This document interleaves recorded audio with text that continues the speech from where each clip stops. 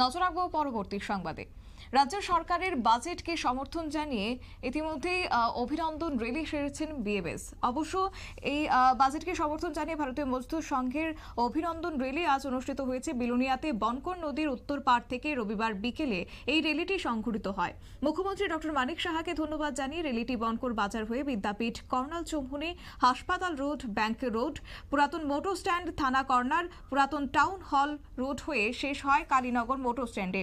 এই দিনের আয়োজিত এই র্যালিতে ভারতীয় মজদুর সংঘ কার্যকর্তাদের সাথে নেতৃত্বদের মধ্যে অংশগ্রহণ করেন ভারতীয় মজদুর সংঘ রাজ্য কমিটির সদস্য শিবতোষ মজুমদার, ভারতীয় মজদুর সংঘ দক্ষিণ জেলা কমিটির কনভেনার মানিক পাল, অটোরিকশা মজদুর সংঘের মহকুমা সভাপতি রাজীব সরকার, মজদুর সংঘের সম্পাদক চন্দন বণিক, জেলা নির্মাণ শ্রমিক সভাপতি সুনীল সরকার সহ অন্যান্য নেতৃত্বরা। কি রয়েছে তাদের বক্তব্য শুনুন।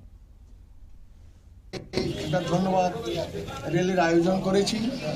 ধন্যবাদ দিচ্ছি আমরা এই জন্যই যে এবারের বাজেটটা হয়েছে এটা ভারসাম্যের বাজেট এবং সমন্বয়ের বাজেট। এখানে যেমন কর্মচারীদের কথা চিন্তা করেছেন সরকার, তেমনি অসংগঠিত ক্ষেত্রে শ্রমিকদের জন্য সরকার চিন্তা করে বাজেট করেছে। যেমন রাস্তাঘাট নির্মাণের কাজ, কৃষি শ্রমিকের কাজ, মৎস্য চাষের কাজ এবং পরিবহনের কাজ, সব ক্ষেত্রে বাজেটে একটা সমন্বয় রাখা হয়েছে, যাতে শুধু কর্মচারী নয় শ্রমিকদেরও অর্থনৈতিক উন্নয়ন বৃদ্ধি হয়।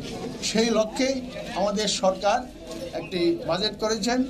সেই বাজেটটাকেই আমরা সেজন্য বলছি একটা ভারসাম্যের বাজেট এবং সমন্বয়ের বাজেট। সেই জন্যে আমরা এই ধন্যবাদ র্যালি অনুষ্ঠিত করেছি।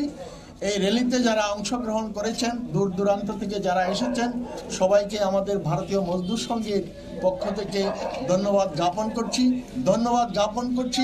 আমরা পুলিশ আপনারা শুনলেন তাদের বক্তব্য। অবশ্য র্যালি শেষে সংবাদ মাধ্যমের মুখোমুখি হয়ে ভারতীয় মজদুর সংঘ রাজ্য কমিটির সদস্য শিবতোষ মজুমদার, ভারতীয় মজদুর সংঘ দক্ষিণ জেলা কমিটির কনভেনার মানিক পাল রাজ্য সরকারকে অভিনন্দন জানিয়েছেন যে এবারের বাজেট ভারসাম্যের বাজেট এবং সমন্বয়ের বাজেট।